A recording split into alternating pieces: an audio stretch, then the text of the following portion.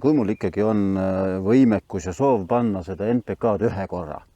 ja nüüd arvestades siis tänaseid saagitootuseid ja tänaseid sorte, mis on kõik intensiivsordid nii-öelda, siis no kuidas on ikkagi parem, kas sügisel või kevadel panna seda NPK-d? Ma annan jälle siit vastamiseks Margusele, sest et tegelikkuses on vastus selles. Sa pead teadma seda, mis sul mullas olemas on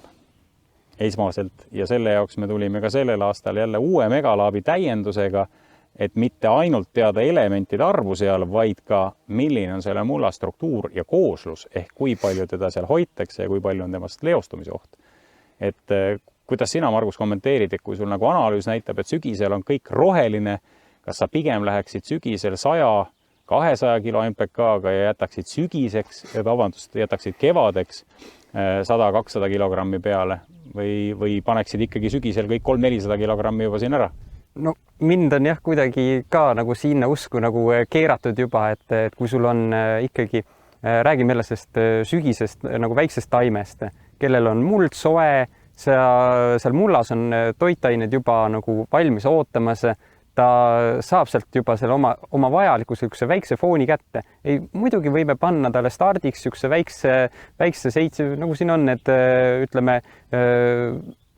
kõrgema lämmastikuga, madalamate fosforikaaliumitega, et sellise toote talle kaasa, et saada niisugune see erutus kätte. Ja mulle nagu viimasel eriti veel meeldib mõelda seda versiooni, et kui sul on mullas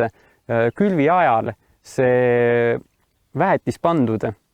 ilusti sinna mulla sisse selle ühe rivina, siis on see, et tal on palju vähem ka neid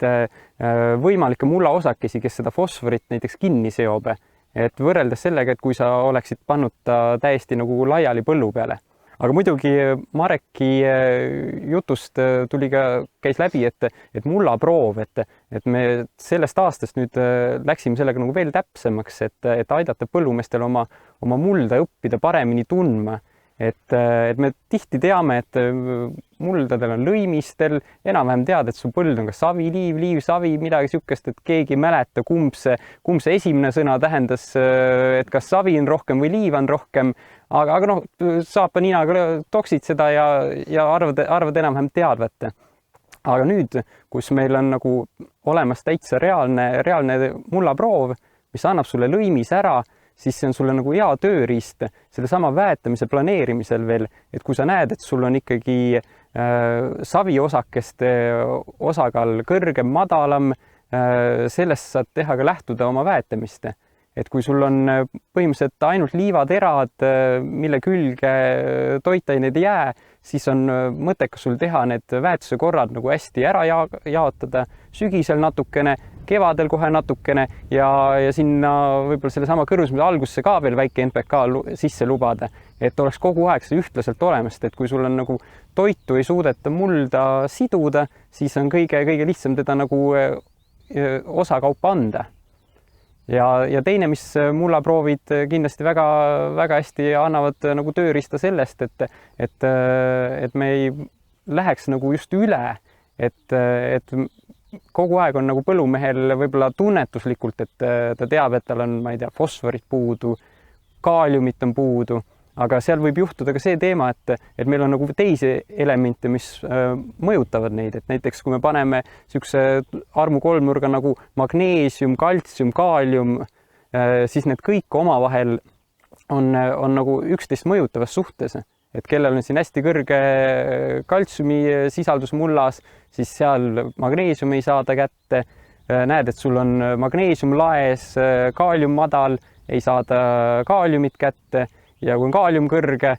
ei pruugi taim magneesiumit kätte saada. Et seega see labidas ja see mullaproov on nagu see esimene asi, millega neid väetusotsuseid teha, et kui palju kevadel, palju sügisel,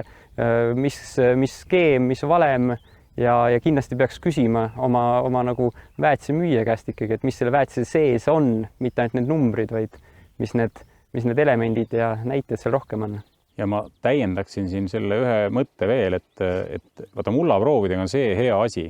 et see on aastateks, et sa ei pea seda nagu iga aasta, et me teame väga hästi, et ega seda elementide kooslus seal mullas ei muutu nii kiiresti, et miks ka muidu nõutakse iga 5 aasta tagant neile mullaproovide võtmist. Et see, kui sa ühe korra selle töö ära teed ühe põllu kohta, et mina julgeks välja pakkuda siit ühe idee, et kui põllumehed planeerivad oma külvirotatsiooni ja külvikorda, siis nad peaksid sisse planeerima sinna ka kohe mulla proovi võtmise hetke.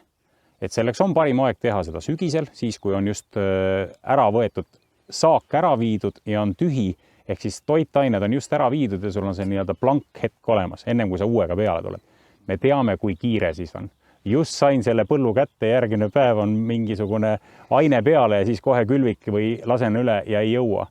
Aga kui sa kõikide oma põldude raames oma 5 aasta rotatsioonis planeerid mõne kultuuri, kas siis varajase odra või siis mingisuguse rohumaa, kellel on, või varajase talirapsi või rüpsi järgi, et ma sel hetkel võtan selle proovi ära, siis sa saad selle sama proovi baasilt juba 4-5 aastat toimetada ilusti. Et see peaks olema üks kasvatustehnoloogia osa, et tunda, sest et mida me üles kutsume siin, nii veider kui see ei tundu, vähem väetiseid kasutama, ehk siis täpsemalt teades, mitte raisates neid, vaid ökonoomiliselt seda teha, sest see on see, mis põllumehele toob